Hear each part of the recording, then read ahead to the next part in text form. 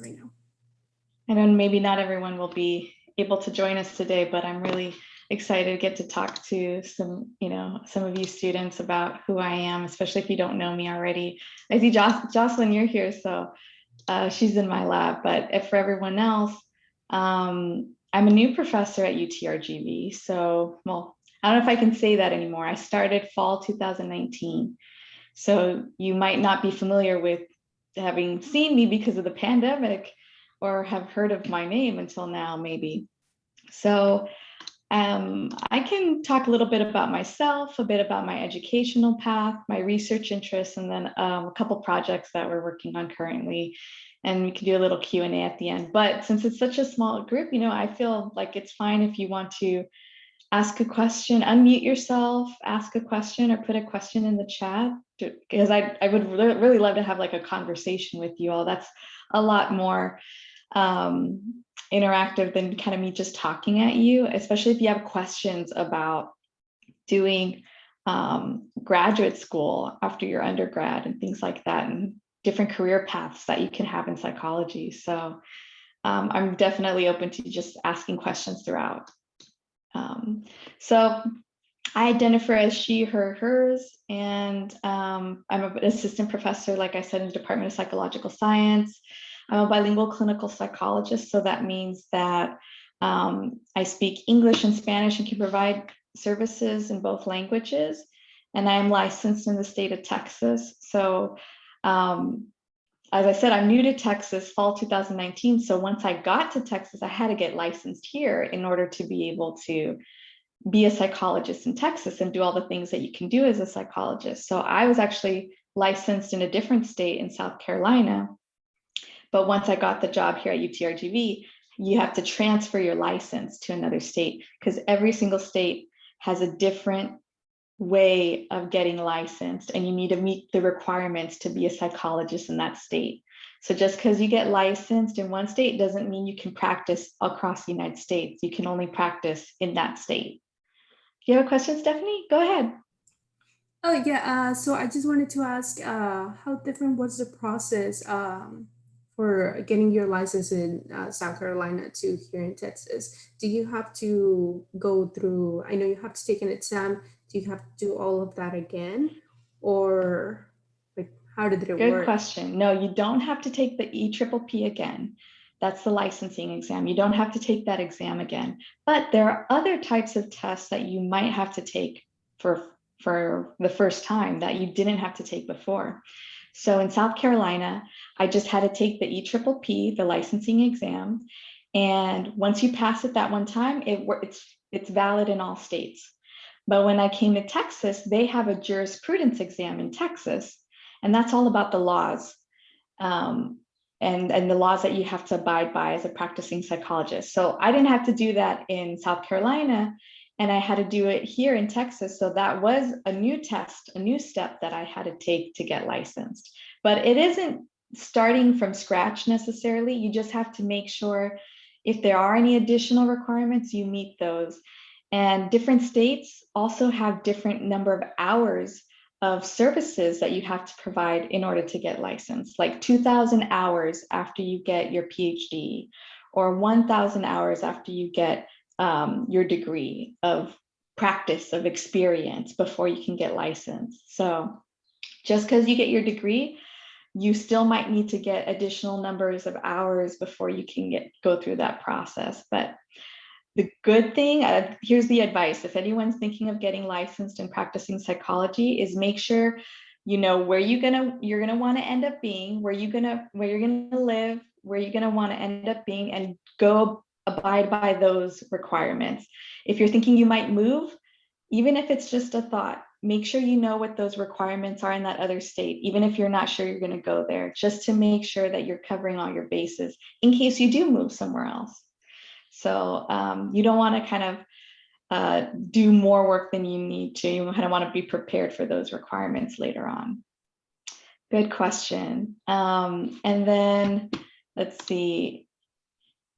I'm a first generation college student. So first in my family to go to undergrad, first in my family to get my master's, to get my PhD, and to work in higher ed. So College was new to my family. My parents, my mother graduated from high school, and then my father went up to the 5th grade in Mexico. So um, it was kind of like I needed to find a mentor and people who were more knowledgeable than me about what to do after college, or what steps to take to apply to grad school, because I didn't have that information for myself.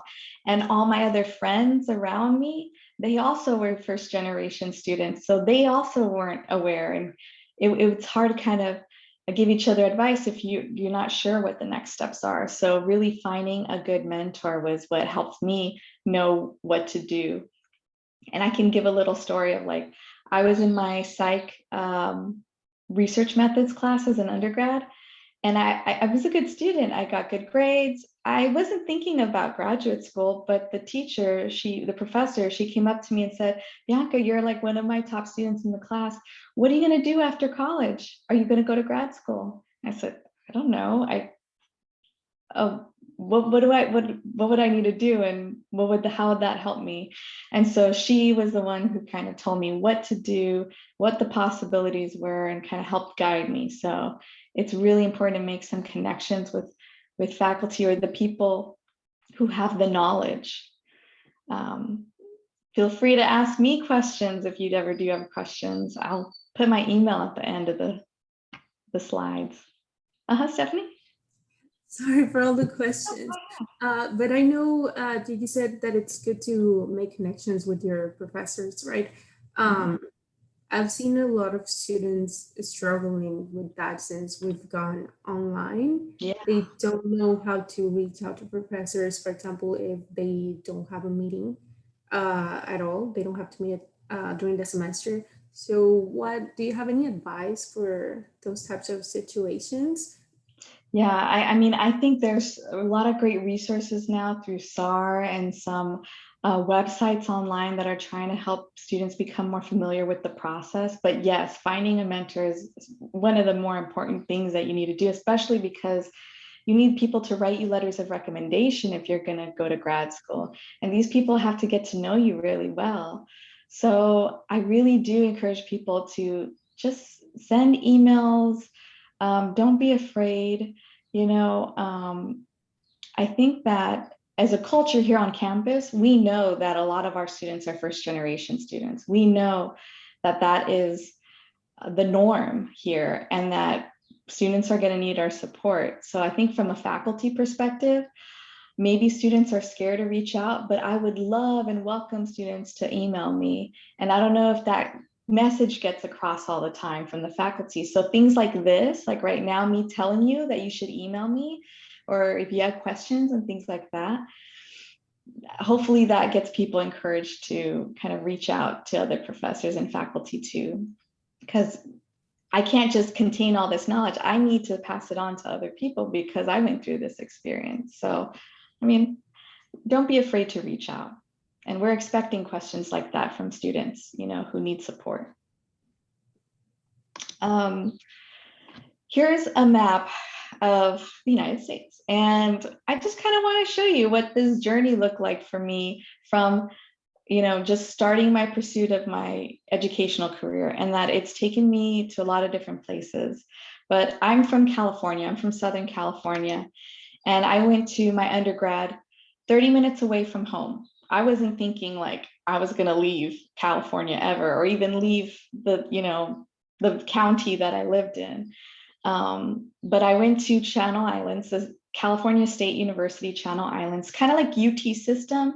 California has the University of California's. There are a bunch of different sites.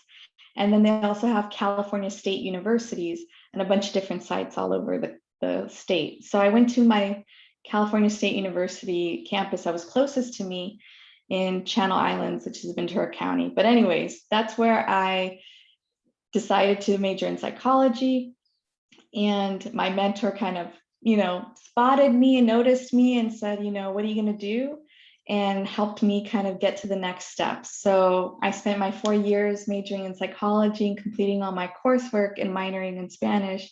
And I got my degree. And my senior year, I applied to grad schools. And guess what? I didn't get into anywhere. I I was really interested in research, and I applied to like UCLA, USC, Temple University, the University of Chicago. I applied to these dream schools that I kind of always thought of. I was very ambitious about going to those places. And I was disappointed because I didn't get any offers to interview. And one of the things that I learned since then was the need to kind of have a variety of different kinds of programs that you apply to, not just like those top tier, very, very, very, very competitive schools. Have some of those on your list of places you apply, but don't make that like the only thing. Don't make those sites the only sites that comprise your list. Have some variability in there. And so then the second year I applied to graduate school, I didn't focus on, oh, is it a big top university? Is it like really prestigious? I focused on who was the mentor that I was going to apply to, and did their research match mine? And I had a lot better luck that time getting interviews for grad school. I just had to completely change my method. And I was disappointed because I didn't go to grad school right after undergrad. And I was like, what am I going to do? So for that year, that gap year, I volunteered in a research lab in Los Angeles, and I got more experience, and I got very, very interested in Latino mental health. That's where it started for me, was like, wow, I really want to research culture and diversity and how it impacts my people, my community.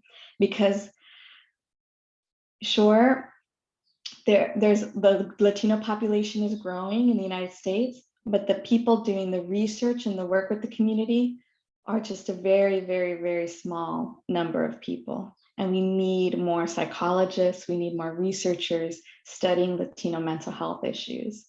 So there's just not enough of us to meet the demand for services of this growing population. And that's what I'm interested in. So second time around, I applied to grad school.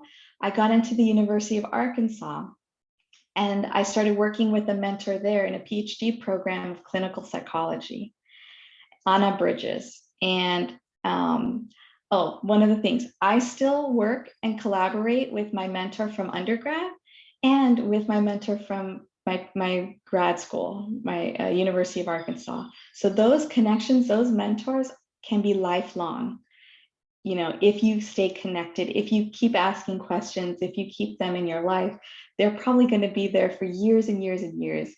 And I think that it's so valuable to have those kinds of relationships. So PhD program, did I know what I was going to get myself into? I don't think I knew 100% what it was going to be like to be in a PhD program. And I didn't realize, oh, okay, so you do research, you do clinical work, so you see patients, but you have to do your master's thesis on the way. You have to do a dissertation. What is a dissertation? You need to do that. Oh, and then in your last year, you have to do a year. It could be anywhere in the country, a year of an internship, and you don't know where you're going to end up being for 1 year. And then you get your PhD. So I was a little clueless going in terms of what to expect. But so are a lot of people who are first generation students and not really sure what a PhD program is or was going to require you to do. But I did all those things. I got through it. It took 6 years. And that's about the average amount of time that it'll take for you to get through a PhD program in clinical psychology. And I studied Latino populations in Arkansas. Yes, there are Latinos in Arkansas. They're everywhere. And it was a really big population there.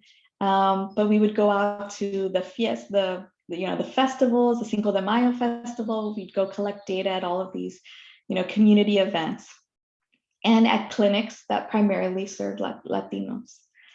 So I was able to continue studying culture and diversity issues there in Arkansas. And then, like I said, I had to do 1 year internship, and you go through this match process where you get interviews and you rank all these different sites, and they rank you, and a computer matches you together. So you have really no idea, no control over where you're going to go for that 1 year. And so I got to go to Yale. I got to go to the Clínica Hispana at the Community Mental Health Center at Yale University in New Haven, Connecticut. Reminding you that I never thought I was going to leave Southern California, okay? And now I'm on the other side of the country on the East Coast where it's cold and it snows and there are blizzards and things like that. And all of that happened while I was on my internship. We had blizzards, we had snow, I had to dig my car out. I wasn't prepared, but it was a really great experience. There, I did, my 40 hours a week internship plus another 10 hours of research, all with monolingual Spanish-speaking patients in a community mental health center where all I did was provide services. I ran a group therapy. I had never done that before. I ran a group therapy, and I was working with people with severe mental illness, with schizophrenia, with bipolar disorders, populations that I was getting now new training on that I didn't really have exposure to. But my Spanish got better because I was just doing everything in Spanish for 40 hours a week. And yes, in Connecticut, again, there are lots of Latinos. Where do y'all think the Latinos in Connecticut are from? Any guesses? I don't think they're gonna be from Mexico. I think most of them are gonna be from South America. Honestly, like places like I don't know, maybe Colombia, Argentina, whatever, Any Chile, other? Peru, Okay, Puerto so there's Latin, Rico. South America, all Yeah, those good other countries. Any other guesses? yeah, Andres is Puerto Rico. Yeah, it's Puerto Rico primarily. They're from Puerto Rico, and it was like learning a new Spanish because they use different words that mean different things, and the accent was kind of hard for me to adjust to, you know? So I was almost starting to speak Puerto Rican Spanish because that's the Spanish that my patients were speaking. So I got exposure to different Latino populations. But yes, Puerto Rico, some of them were from Colombia. There was a clinician from Spain. It was very diverse, but not, I was the only Mexican American there. So after that 1 year, I went to Arkansas, defended my dissertation, and I got my PhD. But guess what? I wasn't done. I thought I was done. I wasn't done. In order to get the hours that I needed to get licensed, right? I told you some places, some states require you to have like 2,000 hours or 1,000 hours after you get your PhD. That's what a postdoctoral position is for. Postdoctoral meaning after you get your PhD, you spend a year, maybe 2 years, working somewhere so you can get the hours that you need to get licensed. So I went to the Medical University of South Carolina. That's where I got offered a position. And Charleston, South Carolina, again, there are Latinos there too. So I got to do mental health disparities work with mostly immigrants from Honduras, El Salvador, Colombia, South America, right? And Mexico too. So people who were exposed to trauma in their home country or had trauma in the United States and their kids needed treatment. So when I was at MUSC for the first time in 2017, I was doing telehealth before the pandemic. Before people were doing telehealth, I was able to do telehealth with kids at home, kids in school, and kids would come to the clinic too. So I was able to do it in person. But I was doing trauma therapy with children and families who are Latinos and who had been exposed to some kind of trauma. And why do you think they were doing telehealth instead of coming in person?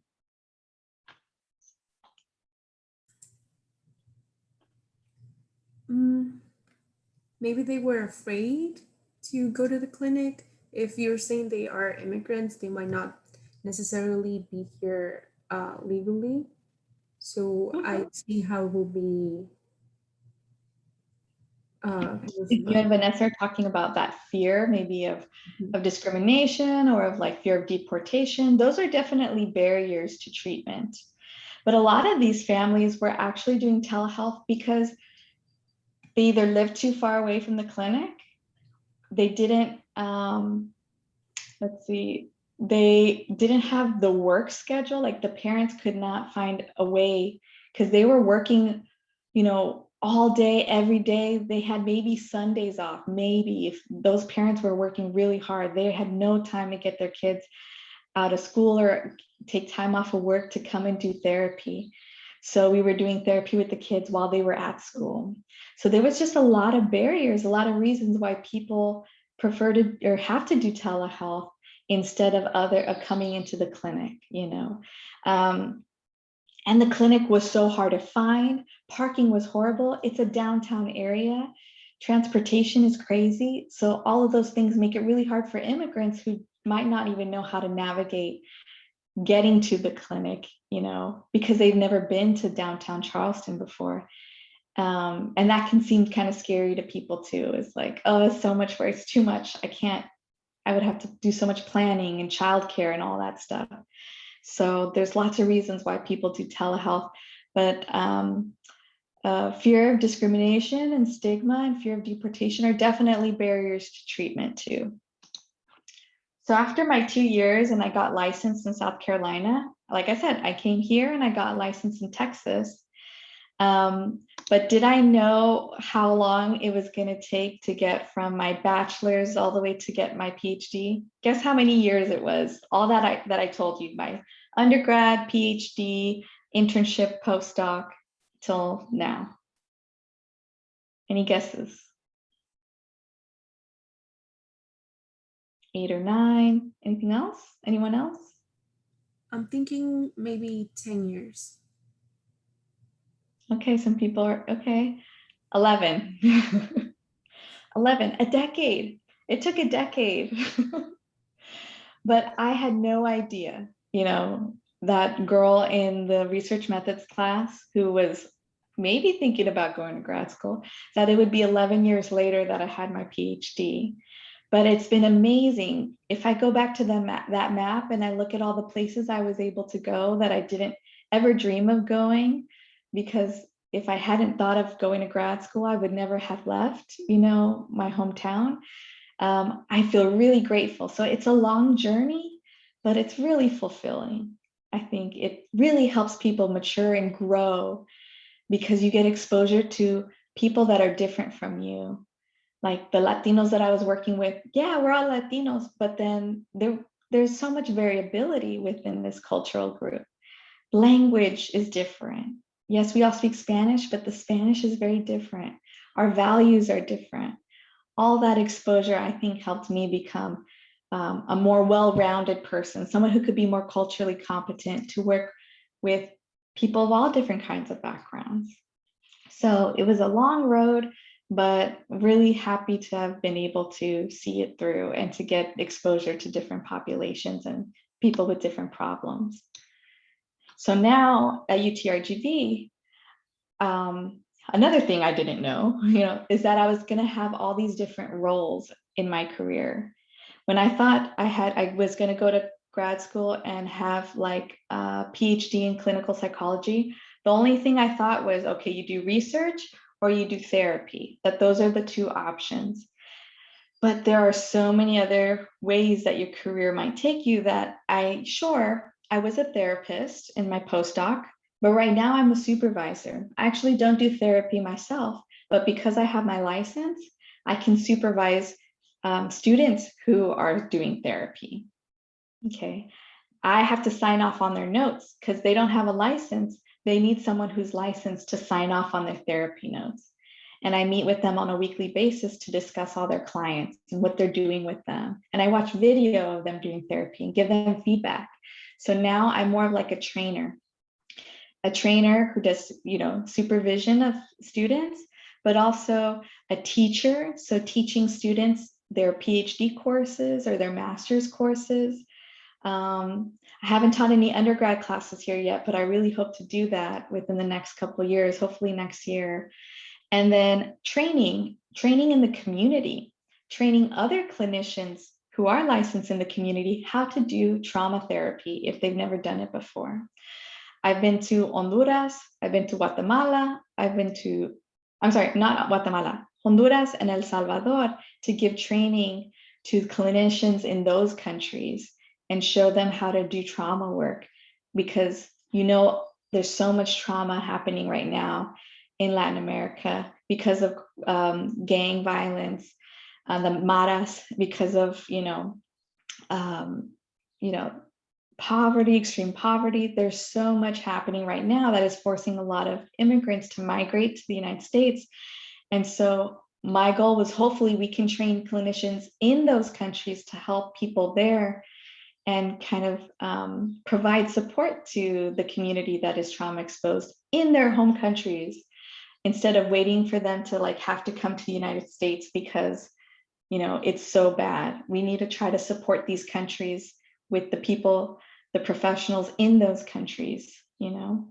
So lastly, I do research. I still collect data with my lab, but I didn't realize that I was going to have all these other different roles in academia.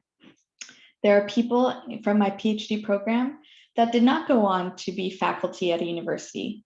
They went on to work at a medical university where they do mostly just clinical work. They don't do research, or they go off and work for businesses and do research on the business's functioning, or they go be a clinic director.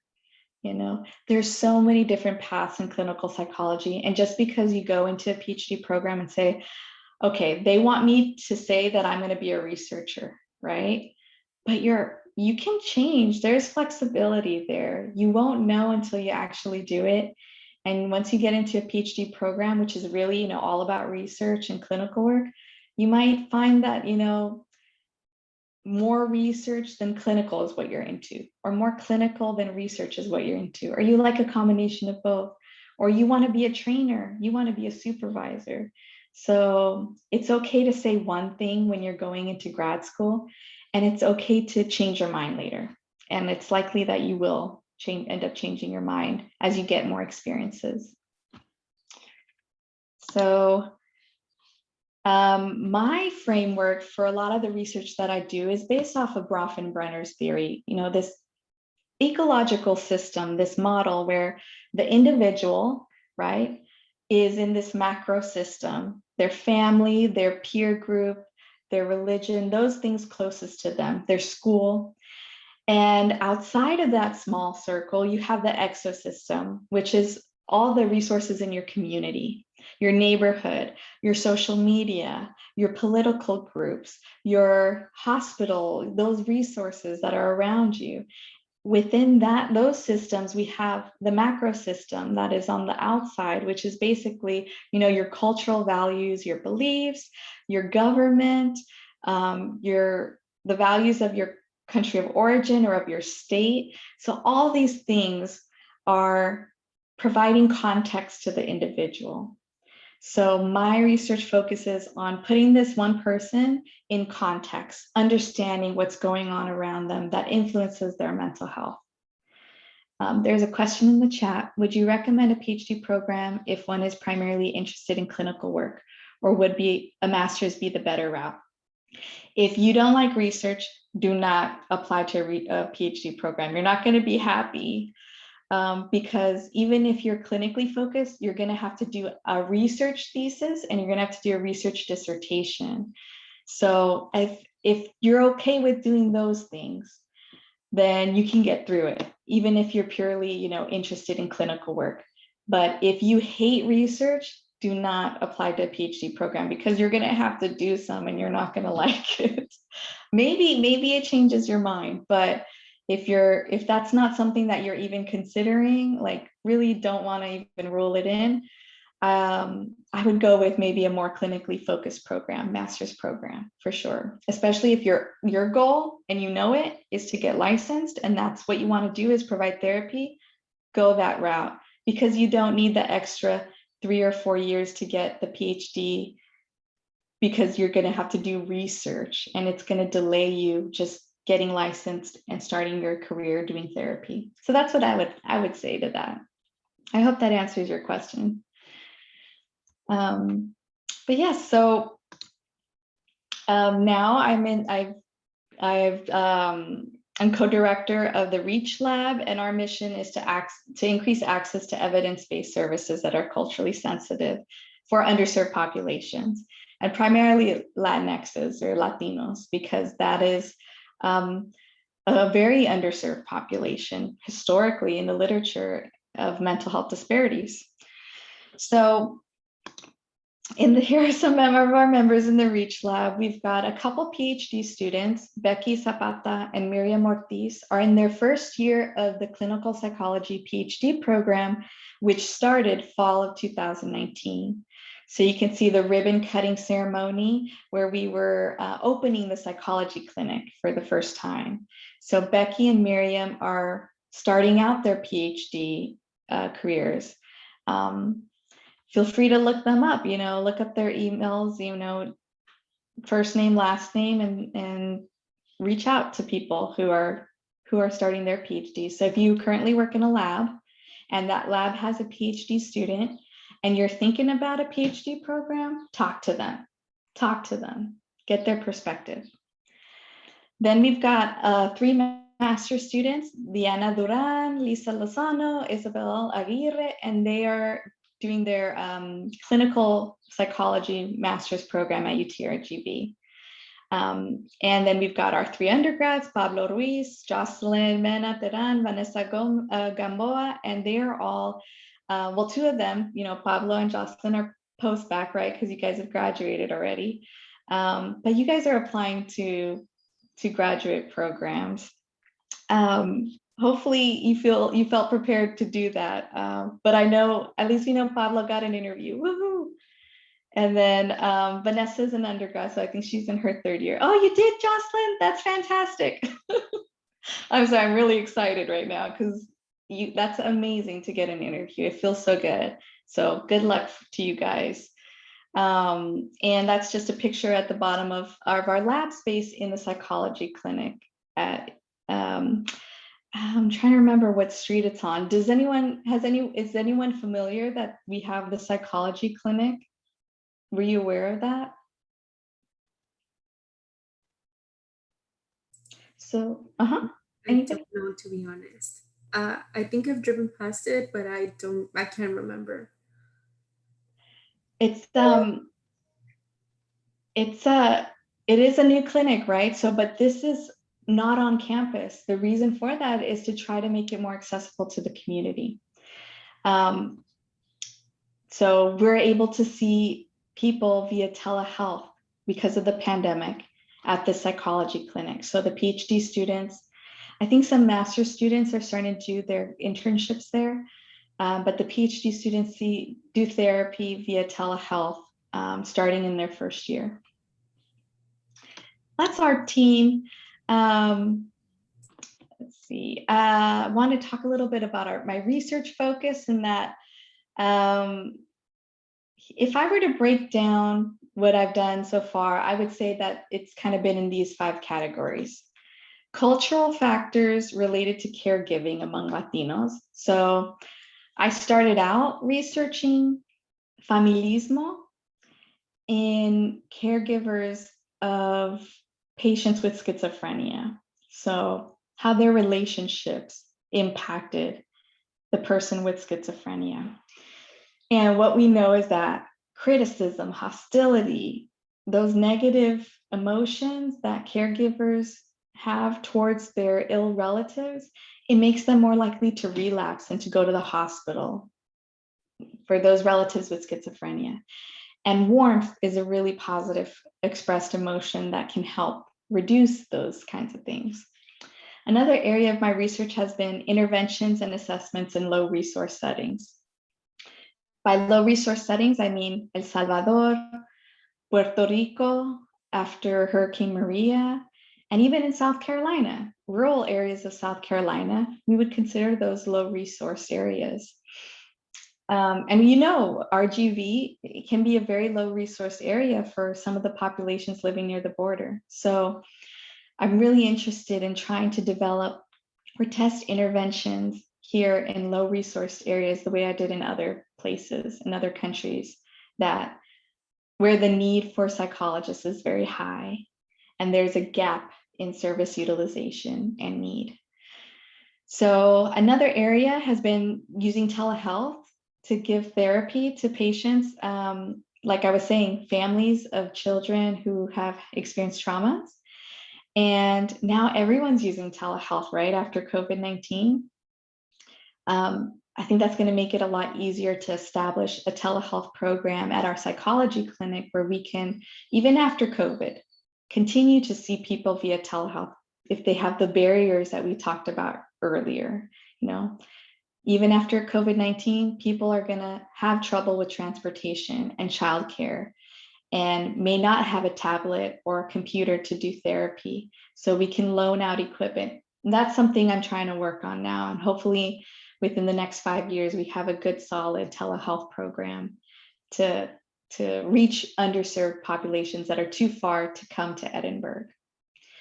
Another area of my interest has been language barriers to mental health service utilization. So all the other places I've been, like I said, Arkansas, Connecticut, South Carolina, there aren't a lot of Spanish speakers like there are here. Over here, everyone speaks Spanish and English, very bilingual. But in all those other places and a lot of other places in the United States, it's really hard for Latinos to be able to be seen by a provider that speaks Spanish, and they have to use interpreters. And interpreters are great, but patients really prefer to talk to people directly in their own language.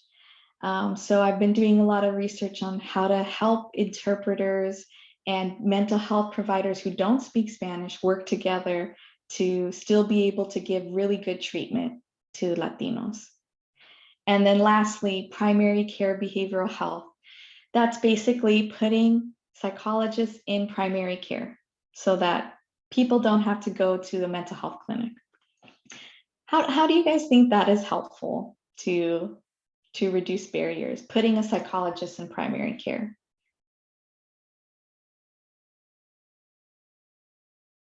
Any ideas? Why might people be more open to that than to go to a mental health clinic?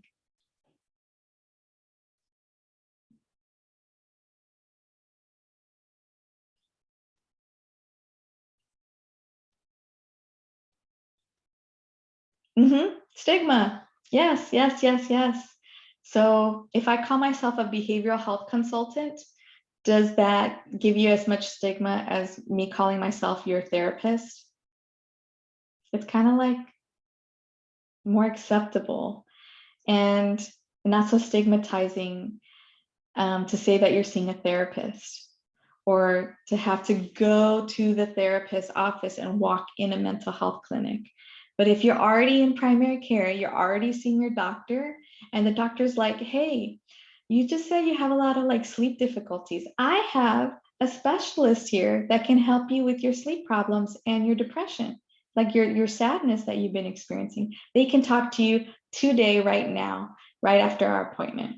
And guess what? You don't have to go anywhere else. You don't have to make another appointment to see that specialist, and you can take care of it today. So there's a lot of really good benefits of putting psychologists in primary care, because guess where people go instead of therapy, the therapist, to handle their mental health problems? They're already going to primary care. That's what they're using instead of mental health providers. So let's just put you in the same place as where they're going already, right? Meeting the clients where they are. So just to give you maybe a really, really brief overview of some of the things that we've done in the lab is this mental health survey we did about the COVID-19 pandemic. And this was, right after I got to UTRGV and I started, the pandemic hit, within a few months in the spring. So I'm used to doing community work, but now I had to transition everything online. And so we did this survey where we found really high rates of depression, anxiety, and trauma in Latinos, mostly from Texas. So this is just a little video with the results to kind of let people know what we found in the study. About 80% of the sample came from the RGV. about 65% said they were an essential worker or they had an essential worker at home.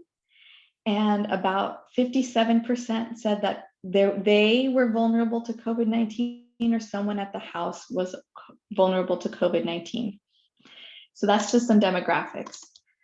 But what more additional results were that, females had more negative impacts than males. So women were having a harder time with the COVID-19 pandemic.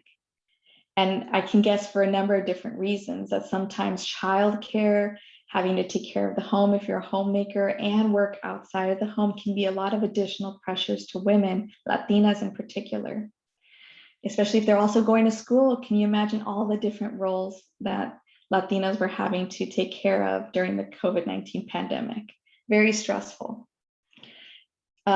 Individuals that were US born had less than a college education. People who had essential workers in the house and who had vulnerable people in the house were also more likely to have more negative impacts compared to people that didn't have an essential worker or vulnerable person at the house. And then, of course, people without health insurance had more negative impacts due to COVID-19.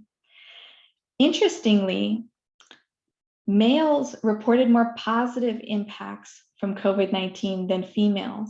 And this was the only group difference that was significant. So women were reporting more negative impacts. Men were reporting more positive impacts than women. Very interesting results. In terms of some of the positives that people were saying they were experiencing because of COVID-19, they were saying they were more appreciative of the things that they had taken for granted. 75% of people said they paid more attention to their personal health. And 72% said they spent more quality time with family and friends in person or from a distance. The negative impacts, as you saw in the video, but in the screen beforehand, were spending more time on screens and being less active. So not being able to get up and do things the way you used to do, and just kind of being more, sitting around all the time at home and things like that. So we'll see how these things change now that people are getting vaccinated and are able to do more things than they did before when we were under quarantine. And the next study that I'll be having launched in April of 2021 will be about Latino college students' perspectives of getting the vaccine, okay? We know there's a lot of vaccine hesitancy among ethnic minority populations because of unfairness, injustice from the healthcare system, from the government towards ethnic minority populations. So it really makes sense that a lot of us are not feeling 100% comfortable with getting the vaccine because we don't all trust the government and the healthcare system to treat us fairly. So a lot of Latinos are also very ready to get the vaccine. So what I'm interested in is learning what are the differences between those groups? What is their decision-making process? What are they taking into account when they decide, yes, I want to get the vaccine, or no, I don't want to get the vaccine? So those focus groups will start in a couple weeks, actually. So that'll be the flyer you'll see hopefully soon. And I want to kind of just open up to Q&A, make sure you guys have a chance to ask any other questions. And I'm open to talking about whatever, grad school, research, anything really. Thank you. And there's my phone and email if you guys need anything.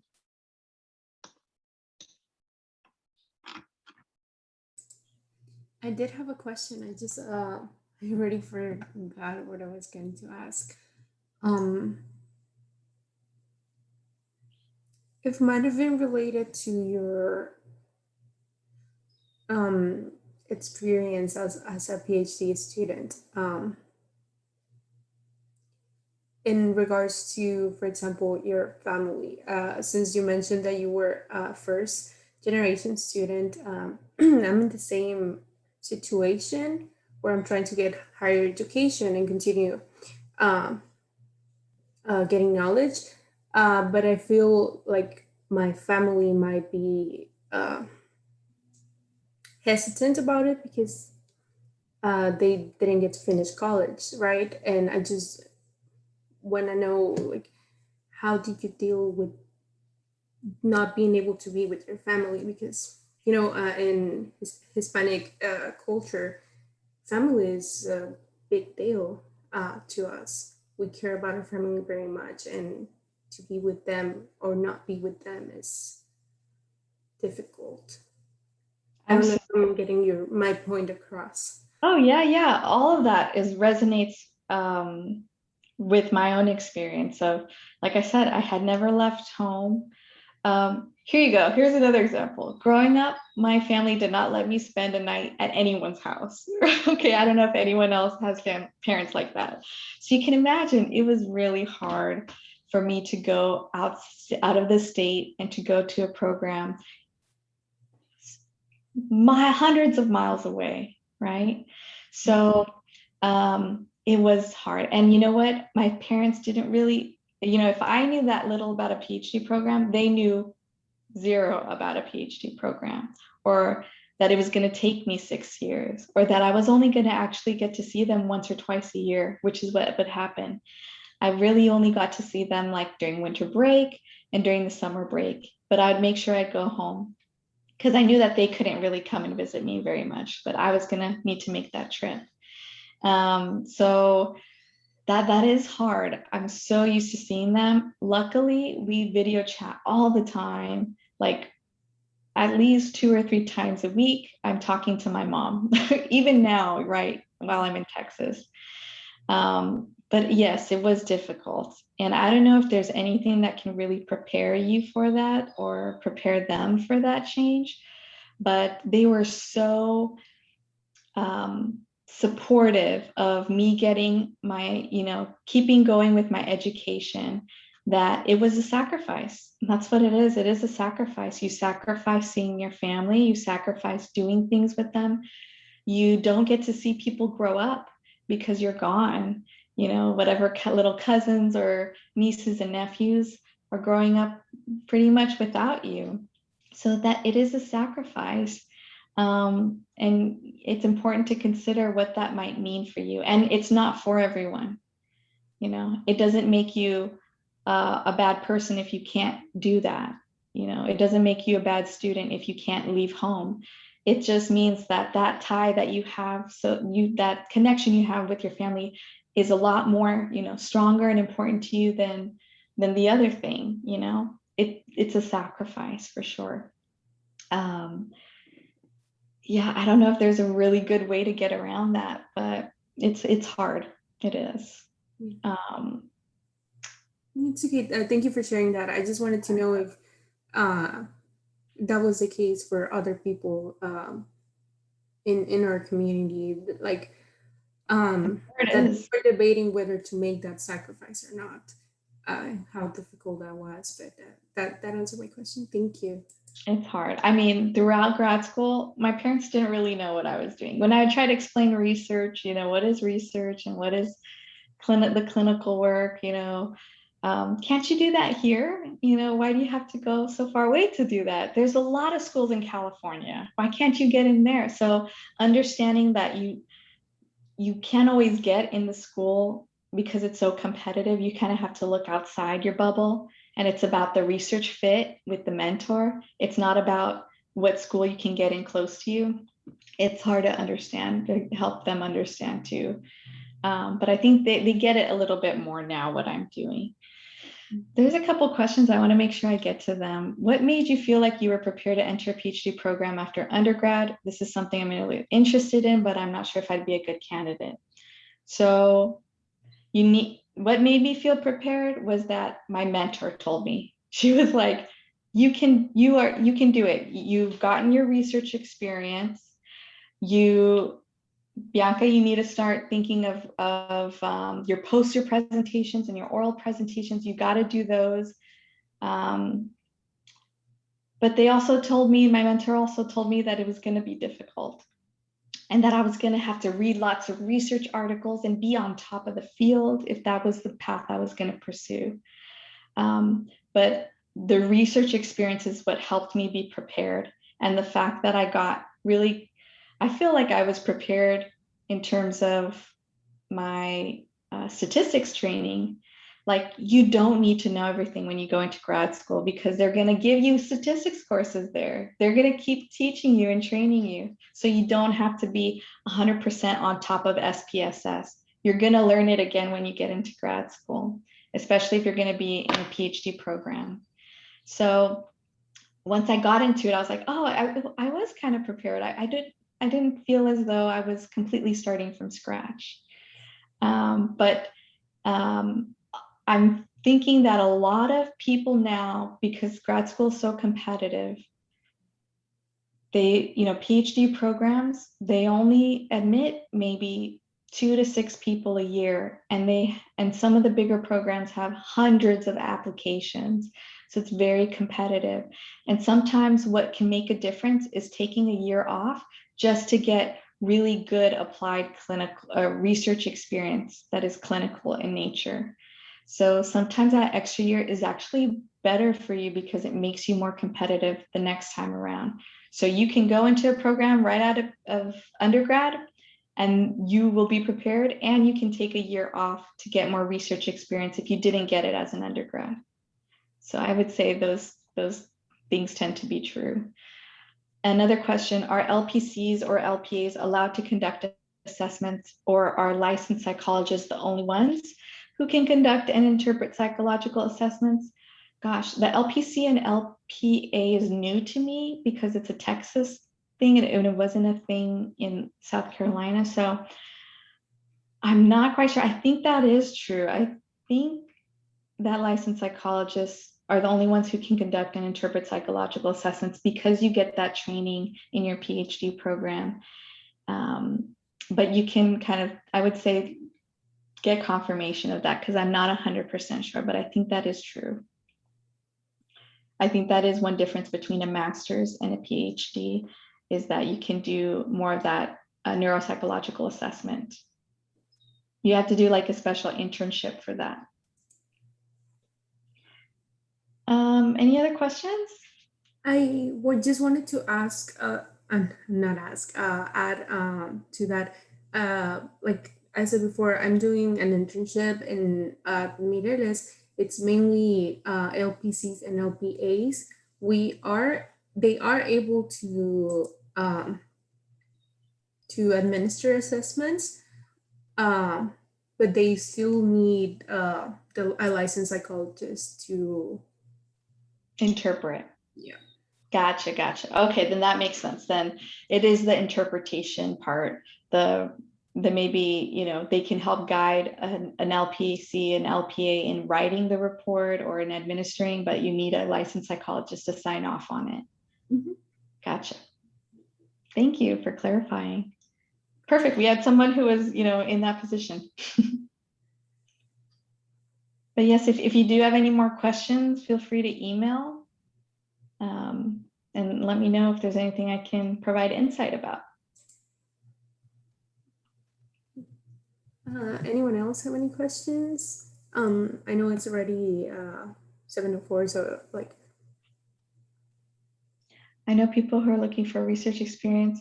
So right now we are not looking for research assistants. And again, that will fluctuate. I think for every lab, it kind of fluctuates every semester depending on the needs of the lab. But we are going to be looking for individuals probably over the summer and in the fall. So that would be a good time to even if people want to apply now, they can, and let us know that, when there's an opening that they would like to be considered. So if you go to the Reach Lab website, you can find the RA application and people can sign up. So we're not actively recruiting right now, but we'll probably be doing interviews over the summer. Yeah, thanks, Vanessa.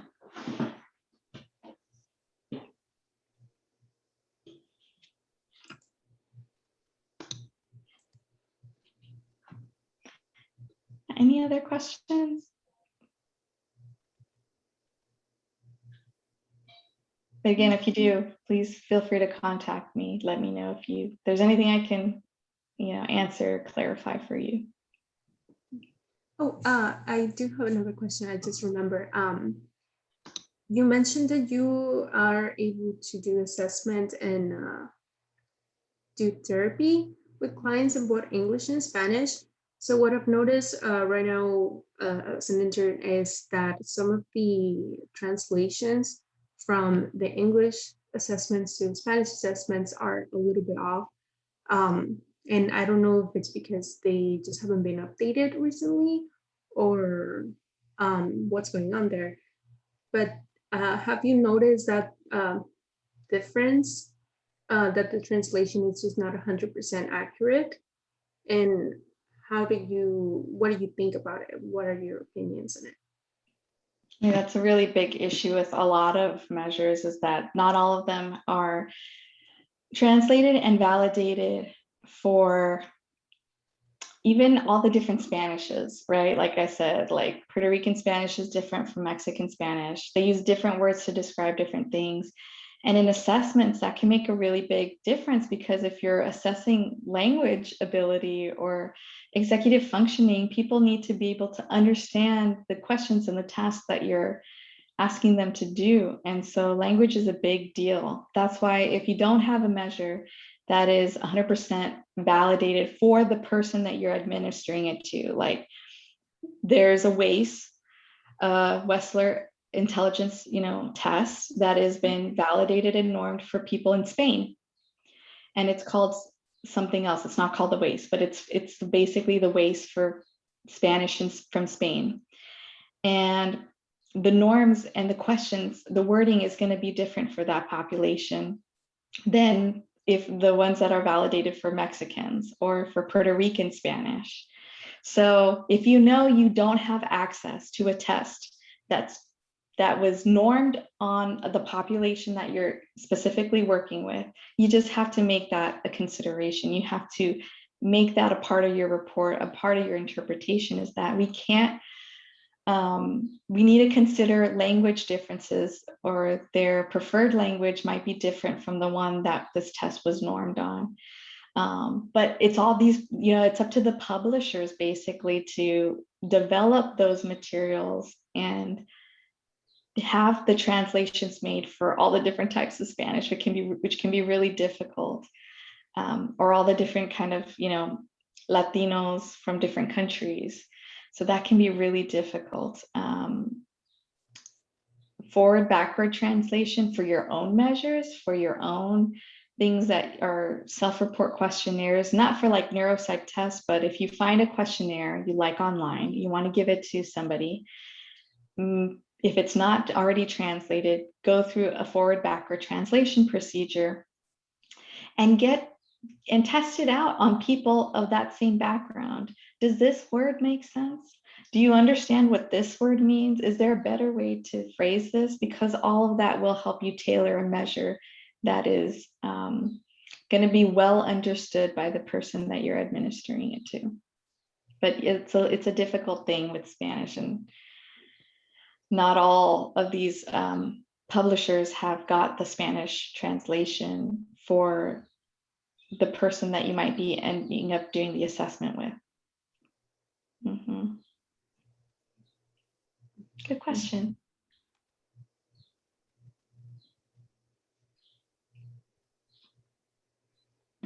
So if there is no one else with any questions, then we can go ahead and end the session for today. Thank you all for taking the time to be here. And thank you mainly to Dr. Villalobos for accepting our invitation to do this presentation. We are so happy to have you here.